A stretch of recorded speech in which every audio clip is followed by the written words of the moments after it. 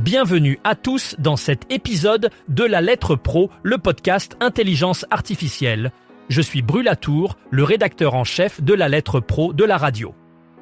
Aujourd'hui, nous allons parcourir les actualités qui font vibrer le monde de la radio et du podcast. Au sommaire, Acon en showcase privé avec Maritima Radio et Sweet FM, la BBC Recherche et Développement qui s'intéresse à la consommation des applications et bien d'autres nouvelles captivantes. Commençons par un événement exceptionnel. Acon, la star internationale, ne se contente pas de promouvoir ses titres sur les radios nationales françaises comme France Info, Move, Skyrock ou Énergie. Il sera présent à Marseille le 25 février à Maritima Radio et au Mans le 27 février à Sweet FM pour 2 showcases privés. Ces événements exclusifs permettront aux fans français de rencontrer Acon dans un cadre intimiste et d'échanger avec lui. C'est à l'occasion de la sortie de son dernier titre, A Beautiful Day, disponible en version originale et remixée par David Guetta et Hypaton, que ces rencontres sont organisées. Le morceau, déjà présent dans le top 100 des radios indés depuis 5 semaines, annonce la sortie imminente d'un nouvel album. Ne manquez pas cette opportunité unique de voir Acon en live. La BBC Recherche et Développement a récemment publié une étude fascinante sur la consommation énergétique des applications, révélant que le mode sombre, souvent considéré comme un moyen de réduire la consommation d'énergie, n'est pas toujours efficace.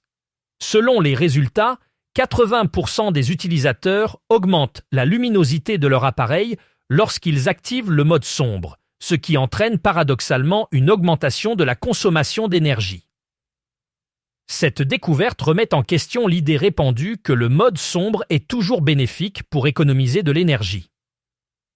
La BBC R&D continue d'explorer comment les utilisateurs interagissent avec les applications et comment ces comportements affectent la consommation d'énergie globale.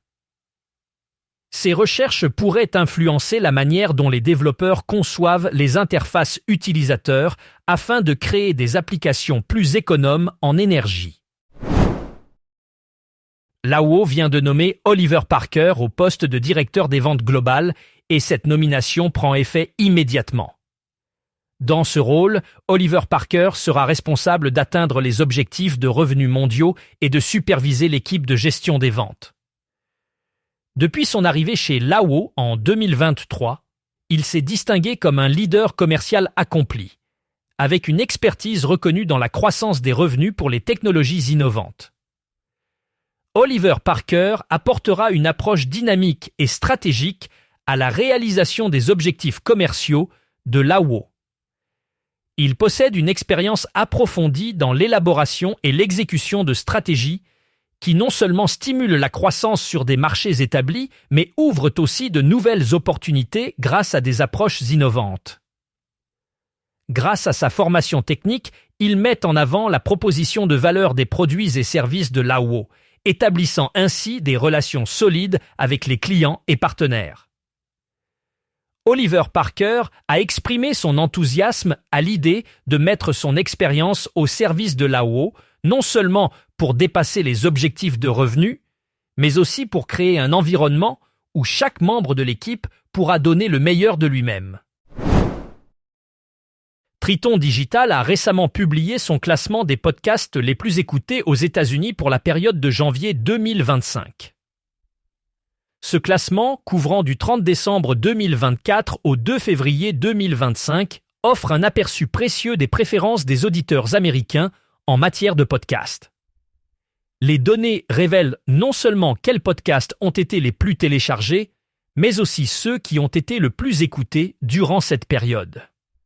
Ce rapport est un outil essentiel pour les créateurs de contenu et les annonceurs, leur permettant de mieux comprendre les tendances actuelles et d'ajuster leur stratégie en conséquence.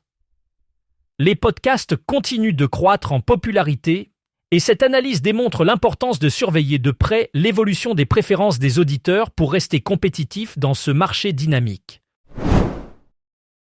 Aujourd'hui, nous mettons en lumière Marion Gagnaud, une figure emblématique du paysage radiophonique français. Après 15 années passées au sein de stations musicales, Marion a récemment rejoint Europe 1 pour animer la pré-matinale avec Alexandre Lemaire. Connue pour son dynamisme et sa passion, Marion a su s'adapter à son nouveau rôle malgré un changement de rythme de vie important. En effet, elle est passée de couche-tard à lève très tôt, tout en jonglant avec sa vie de jeune maman. Son parcours est un exemple inspirant de la manière dont on peut allier carrière exigeante et vie personnelle. Sa passion pour la radio et sa détermination à réussir dans ce nouveau défi professionnel continuent de faire d'elle une meneuse de jeu incontestée dans l'industrie. Le 20 mars 2025, le TRAC de Namur deviendra le centre névralgique du podcast en Belgique francophone avec la Journée du podcast. Cet événement sans précédent réunira créateurs, producteurs et passionnés autour des enjeux clés du secteur. Organisé par le KICAC et LVDT Point Audio et soutenu par la Fédération Wallonie-Bruxelles et la Loterie nationale, il vise à structurer et dynamiser l'écosystème du podcast belge. La journée s'ouvrira avec des ateliers pratiques sur l'impact de l'intelligence artificielle et l'optimisation du podcast comme outil marketing. Une rencontre exclusive avec la RTBF dévoilera les orientations éditoriales et les futurs appels d'offres. L'après-midi sera marqué par des keynotes sur les tendances du podcast francophone et une table ronde avec des experts du domaine. Une compétition récompensera les podcasts belges les plus marquants, suivie d'une soirée immersive avec DJ set et cocktails. Cet événement marque un tournant pour le podcast en Belgique. En Belgique, la nouvelle grille de NRJ semble porter ses fruits. La station a progressé à 5,2% de part de marché, soit une augmentation de 0,8%. Parallèlement, NRJ Plus a doublé son audience pour atteindre 0,8%. Ces performances permettent à l'ensemble des stations de franchir le seuil symbolique des 6% de part de marché. Cette progression témoigne de la capacité de NRJ à fidéliser son audience tout en augmentant la durée d'écoute. En effet, la durée d'écoute a augmenté de 10 minutes, atteignant 114 minutes par auditeur.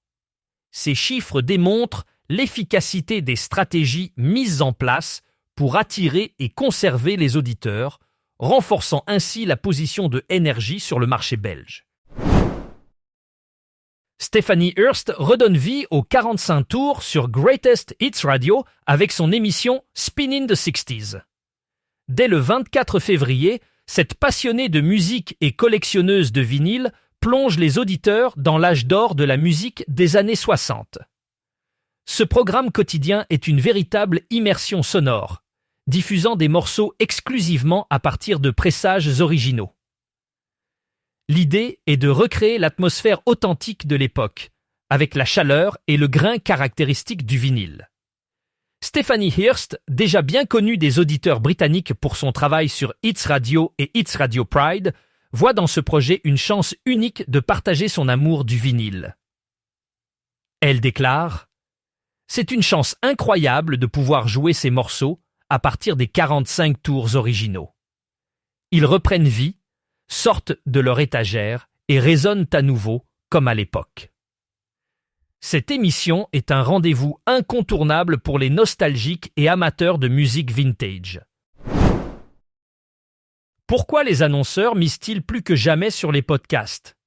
L'industrie de la publicité podcast connaît une expansion sans précédent. Selon le Magellan Intelligence Artificielle 4e trimestre 2024 Podcast Advertising Benchmark Report, qui couvre les marchés nord-américains et européens, les investissements ont bondi de 19% en un an. Plus de 1500 nouvelles marques se sont tournées vers ce format, confirmant l'attrait des podcasts pour les annonceurs et leur place stratégique dans le paysage médiatique. Les podcasts offrent une opportunité unique de cibler des audiences spécifiques avec des contenus personnalisés, ce qui les rend particulièrement attrayants pour les annonceurs. De plus, le format audio permet une consommation flexible, idéale pour capter l'attention des auditeurs dans leur quotidien.